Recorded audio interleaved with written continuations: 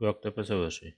Bu sözleriň arkasynda türkmen halkynyň asyrlaryň jümmüşinden bäri gelýän gaýdusuz, batyr hemde boýnagmaz halk diýip tanalmagyna sebäp bolan gahrymanlyklarynyň ýene-de bir ajaýyp nusgasy bolan. Ýagny 19-njy asyryň ahyrlarynda Göktepe galasynyň goraljarynyň basyp alyjy padşah Russiýasynyň diýişine şerli ýaraglanan köp sanly goşunyna garşy amansyz görüşi, teňsiz taýsyz gahrymançylykly watan goragy we edermenlikleri ýatandyr. 19-njy asyryň ikinji ýarymynda Rus imperiýasynyň öz çäklerini giňeltmek maksady bilen Orta Aziýanyň çäklerine aralaşmagy bilen sebitiň beýleki halklar hem elbetde öz ýurduny goramak üçin görüşdiler. Emma olaryň hiç biri hem ýowuz duşmana garşy türkmen halkynyň batyrgylygyny, ugur tapyjylygyny we gaýdusuzlygyny görkezmediler diýip berlikli bolar.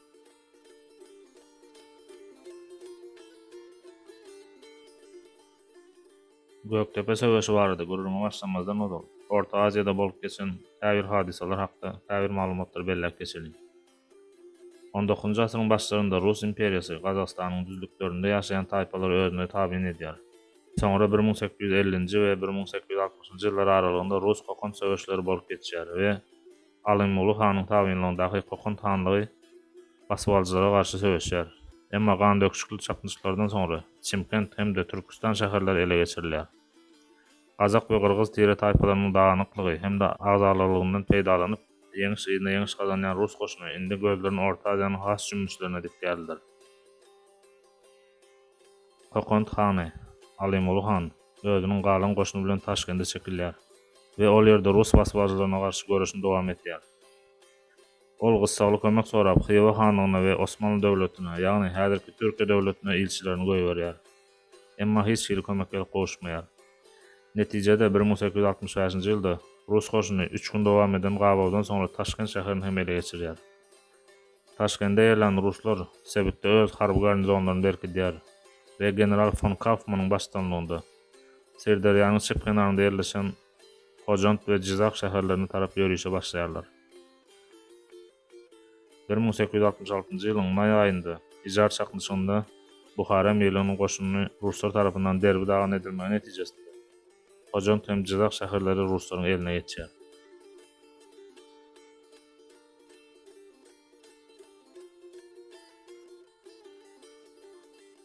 1875-nji ýylda häzirki Özbegistanyň çäklerinde ýerleşen Kokon hanlygynyň ilaty Rus basbaçylaryna garşy gozgolan turýar.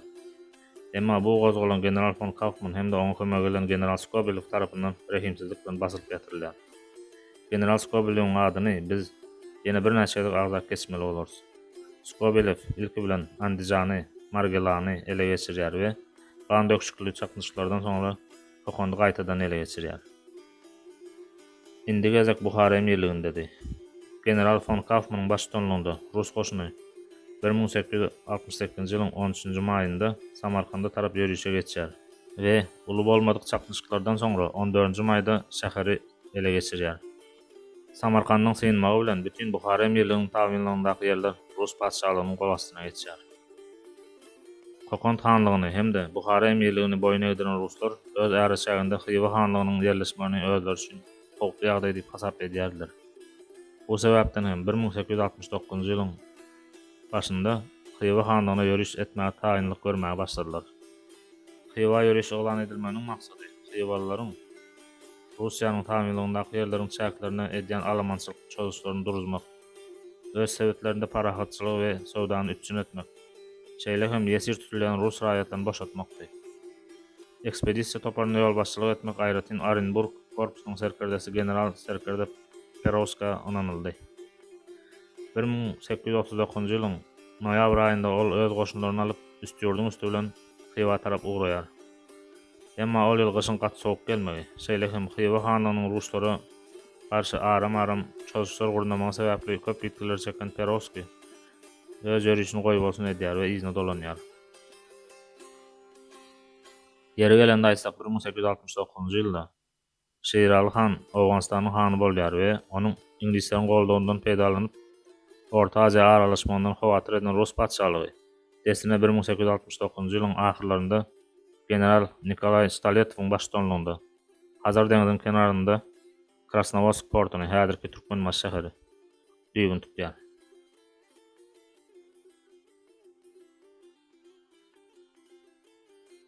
Ruslaryň Xiva 2-nji ýörüşi general Kaufmanyň başçylygynda 1873-nji ýylda başlaýar. Ruslaryň Xiva ekspedisiýasynyň düzümi 13.000 eskerden, 4.600 atlydan we 20.000 diýeden ibaret bolup, 4 bölek goşun görnüşinde Xiva tarapy ugraýar. Şol ýylyň 28-nji maýynda Xiva şäherine baryp ýeten ruslar Destine şäher top atyşyny tutmaga başlaýarlar we gorkak Xiva hany howsala düşüp ruslara boyun eýgändigi barada habar ýollaýar. Xiva halky hanyň dönüklik edendigine seretmezden azatlyk hem ruslara garşy öz başda görüşýär, emma muňa seretmezden Xiva şäher Rus imperiýasyna tabiň bolýar. Xiva ýamutlaryny boyun eýdiren ruslar indi ahara tarap hüjüme mykly taýynlyk görüp başlaýarlar. Xiva halkyny gyran Rus general Kaufman 1870-nji ýylyň noýabrynda Xivany boyun eýdirenden soňra Hazar bilen Aral deňiziniň aralygyndaky ýerler Rus imperiýasyny birikdirmek baradaky planyny padşaha ýollaýar. Zakaspi harby bazasyny döretmek baradaky planyny padşaha doly makullaýar we bu baradaky fermana 1874-nji ýylyň 21-nji martynda gol çekýär. Şeýlelik bilen şol ýylyň 10-njy aprelinde Zakaspi oblastynyň döredilendigi jar edilýär. Oňa bolsa general Lamakin başdan et bellenýär. General Lamakin Türkmen hanlaryna hat ýollap, olary Rus padşahynyň fermanlaryna boyun bolmagy çagyrýar. Soňra bolsa ýamutlar bilen tekeleriň arasyna azalalyk salmak maksady bilen tekeleriň hüjümine garşy hamana ýamutlaryň Ruslaryň hatarynda söweşendigi barada ýalan habary öňe sürýär. 1874-nji ýylyň aýagynda Sopi han, Tıkma serdaryň we Garaja hanyň ýol başçylygyndaky Türkmen ilçi topary Azerbaýjanda ýerleşen Şagadam şäherine baryp general Lamakin bilen duşup geçirýär. Lamakin olary gyzyny garşy alýar. Onuň esasy maksady Rus padşahlygyna boyun bolmak isleýän taýpalaryň sanyny artdyrmakdan ibaretdi. Ýagdaýyň çylşymlaşýandygyna göz getiren Nurberdi han bütün Türkmen han beglerini Göktepede ulu gurultaýa çagyrýar. Şol gurultaýda Ruslara garşy birleşip söweşmek barada karar kabul edilýär. Soňra Nurberdi han Mara gidip Goşt han bilen Ruslara garşy görüşmek barada laşýar. Goşt han hem öz gedeginde kabuly ilçi berip Ruslaryň Türkmen topragyna hüjüm etmäge taýýarlanýandyklaryny habar berip, Owgan hökümetinden ýardym soraýar. Günbatarda Lamakin harby hüjüme taýynlyk görýärkä, gündogurda polkovnik Dvanov Mara tarap süýüş bolýar. General Lamakin 1874-nji ýylyň oktýabrynda Peterburga hat ýollap, egerde Xiva we Türkistanyň beýleki ýerlerinde Rus imperiýasynyň agraýyny elden bermejek bolsak, haýal etmän Türkmen topragynyň basyp alınmalydygy zerur diýip bu barada teklip berýär. Sebäbi ruslar Türkmen tiri taýpalarynyň içinde iň bir batyr, gaýdawsuz we boyun eňmezi tekeler diýip hasaplaýardy. Söweşçiň teke türkmenler 100 ýyllardan bäri Fars ýagny Eýran şahlaryna garşy görüş gelýärdir. We bir näçe öldürni bir näçe sagdyk edýän Eýran goşunyny derbi dagyn etmek başardylar. Muňa mysal edip 1858-nji 1861-nji ýyllar aralygynda 5000 türkmen atlysynyň 30.000 eskerden ibaret Eýran goşunyny Merwin eteginde ýeňişe sezawar edip, olaryň 30 topuny, gaznasyny we miňlerçe eskerini esir hökmünde ele geçirendiklerini görkezip bolar. Mundan başga da teke türkmenler öz topraklaryna gelen owganlary hem bir näçe edek ýyzyna serpdirmäge başardylar. Bu ýerde 14-nji awgust güni general Vazirov näwelli keselden tarpa taýyn ýogalýar. Rus padşahy onuň ýerine ýörüşe başçylyk etmek üçin general Lamakin'i belleýär. Rus hoşunyň ýetip gelýändigini habar alan ahalyň hanlary we serdarlary Aşgabatda, ýagny häzirki Aşgabatda ýeňeşe ýygnadylar. Olaryň içinde Mary han, Nurberdi hanyň agty Berdimurat han, Karabatyr, Gurbanmurat han, Rahimmerdi han we Matym han hem bolupdyr. Türkmen hanlary geňeşiň netijesinde soňuna çenli ruslar bilen söweşmege karar etdirler. Geňeşiň kararyny eşiten Nurberdi hanyň özü hem 6000 atlysy we 6 top bilen Mardan Göktepe tarap ýola düşýär. Netijede teke Türkmen hanlary güýçli düşmany sebäte golaylaşdyrman, ýyzyna serpdirmek maksady bilen Bendesen jülwesine tarap 6000 atlydan ibaret goşuny goýberýärler. Emma güýçleriň deň bolmadygy bu çaknışyklardan soňra Türkmen goşuny Börme tarap çekilmäge mejbur bolýar we sebätiň halkyny Göktepede jemlenmäge, ol ýerde gala gurup onuň içinde ganyň soňky damjasyny şelle boranmaga çagyrýarlar.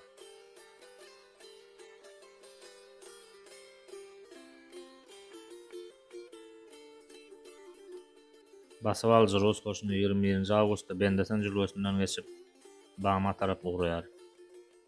Köpetdağın gerişlerinden geçen Ruslar gorogsuz galan kızlar wady, Bamyny, Örmäni we Arşmany söwüşsiz ele geçirýärler. Ýörüşe gatnaşan Şimanskiň bellek geçmegine görä haçanda Rus goşuny Göktepe galasyna golaýlandyrda Göktepe galasy entek dolu gurulyp ýetişmän ekeni. Ýagny galanyň gündögür tarapy ýarym diýwar şeklinde. Günorta tarapy bolsa ýan gurulyp başlanan ekeni. 28 awgustda Rus basbalçylary 3 kolonna şeklinde Göktepe galasyna ýakyn barýardyr. Gala 7 kilometr galanda türkmen atlary Rus goşunyna duýdansız hüjüm edýär. 2 sagada bolan dowam eden çaknışykdan soňra Ruslaryň top atışlary netijesinde pida çekmäge başlanan merdany türkmen atlary gala tarap ýyda çekilýärler. Galanyň Demirgazyk Günwatr tarapyndan ýakynlaşan Rus goşuny düzlüge çykan destine edermen gala goroşlarynyň güýçli ok atışlaryna sedabar bolup saklanmagyna mejbur bolýar. Emma arkadan gelen esasy goşunyň galanyň töweregine ýerleşdirilmegi bilen güýçli top atışyndan soňra saat 17-de General Lamakiň buýrugy esasında Rus goşuny gala hüjüm etmäge başlaýar. Hüjüme dol taýýar bolmadyk. Bir näçe günlük ýoldan gelen Aç we ýa-da Rus eskerleri galanyň diýwarlaryna golaýlandy. Galanyň gorajylaryň gaýdawsyz batyrgy garşylygyna sedabar bolup köp sanda pida çekýärler. Rus generalynyň tejribesizligi sebäpli Ruslaryň galanyň dik diýwarlaryna dyrmaşmak üçin zarur bolan enjamlary ýokdy we olar diýwarlaryň düýünde ýokardan atylýan oklardan helak bolýardylar. İki ýeke gala girmegi başaran düşman eskerlerini bolsa, edermen türkmen ýigitleri galanyň içinde kılıçdan geçirýärdi.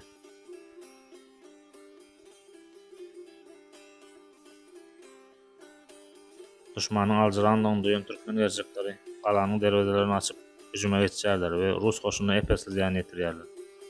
Egerde Ruslar täzeden top atışlaryna başlamadyk bolanda, batyr türkmen atlary hüjüm edýän Ruslary dol gyrmagy hem başardy diýip töweşiň şaýady bolan Rus eskeri bellek geçipdir. Netijede düşmanyň hataryny seyrekleden türkmenler gala çekilýär we täzeden gora geçýärler. Bu garaşylmadyk ýagdaý Rus eskerlerini galyna gorky salýar. Esasan hem olar türkmen ýigitleriniň söwüşde kılıç ulanmakdan ussatlygyny haýran alypdyr. Düşmanyň has hem gen galdyryň başga bir waka bolsa, galany gorajylaryň arasynda eli ýaragly zenanlaryň we çağalaryň bolmagy. Sebäbi olar beýle ýagdaýa öň hiç ýerde we hiç bir halkda duş gelmändiler. Çaknışyklaryň netijesinde gala hüjüm eden 1300 golaý Rus eskerinden 453 tansy galany gorajylar tarapyndan helak edilýär. Ýagny Rus goşuny 35 götürme ýetki çekýär. Bir çaknışykda beýle ýetgini öň çek görmedik Rus goşuny teke türkmenläriniň batyrlygyna, edermenligine we gaýdawsyzlygyna ýene bir ýoly göz ýetirýär. Taryhşynas Baranovskiň bellek geçmegine görä, öň teke türkmenlärni äsgirmeýän Ruslar indi olara çoňur hormat goýmagy başladylar.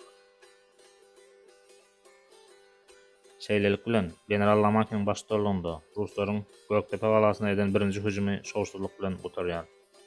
Ölen we yaralanan Rus eskerleriniň ýaraglary galany gorajylaryň eline geçýär. Ve bu ýaraglar ikinji Göktepe urşunda teke türkmenläriniň has güýçli garşylyk görkezmegine kömek edýär. Ýyda çekilýän Rus goşuny birgiden ok ýaraglaryny taşlap gidýär we netijede olar hem türkmenläriniň eline geçýär.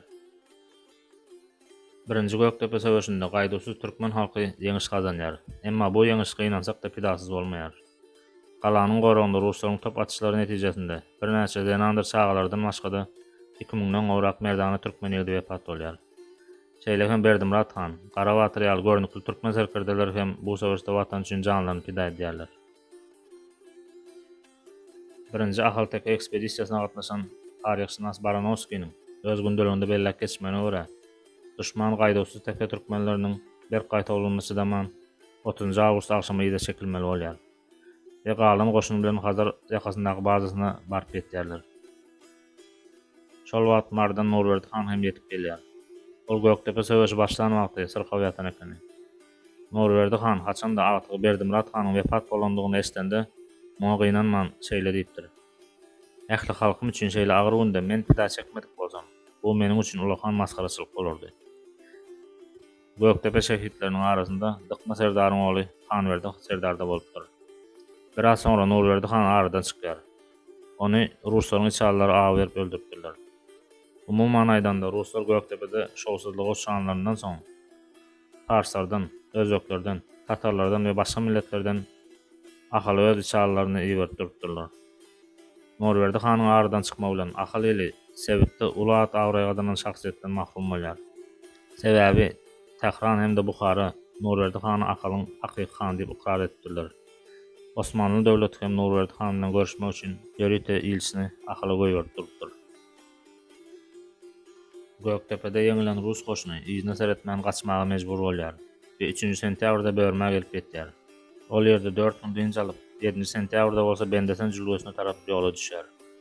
Ruslaryň gaçyşy boýunça edermen türkmen atlary olary hüjüm edip ziýan ýetirmäge dowam etdirýärler.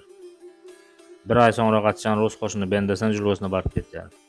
Bu ýerde Ruslar tarapyndan esir saklanýan Bamynyň we Börmäniň hany Dıkmaserdar öz ogly Sobhan bilen teke türkmenler tarapyndan azad edilýär. Yeri gelende aýtsak Dıkmaserdar 2-nji Göktepe söwüşinde Göktepe galasynyň goragyna ýol başçylyk edýär. Emma bu arada jekmejek indik sanlarynyň birinde gurrun berersiz. Rus goşunynyň Orta Aziýadan ýörüşlerine gatnaşan taryhşynas Kuropatynyň belläp geçmegine görä bolsa, Ruslaryň Buharany we Hywany aňsatlyk bilen boýun edirmegi, olaryň türkmen halkynyň edermenligini äsgermezçilik etmegine we netijede agyr ýeňilişe sezebar bolmagyna ýetirýär. Türkmen halkynyň bu gaýdagsyz ýeňişi Orta Aziýanyň beýle halklarynyň gözünde amana ýeňilmez Rus goşunynyň awradan gaçmagyna ýetirýär. Şunluk bilen Göktepe söwüşi barada sanymyň 1-nji bölümini, has taky 1-nji Göktepe urşy barada sanymyny soňlandyrýarys. Ýakyn wagtda 2-nji Göktepe urşy barada sanymyzy hem görmek isleýän bolsaňyz, bu sanymyza laýyk basmagy, padilýet etmeňizi we tesbir ýazmagy haýyş edýär. Eger şeýle taryhy wakalary halaýan bolsaňyz, kanalymyza patsaat etmek hem ýatdan çykarmaň. Ýene-de görüşýänçe hoş sag bolun.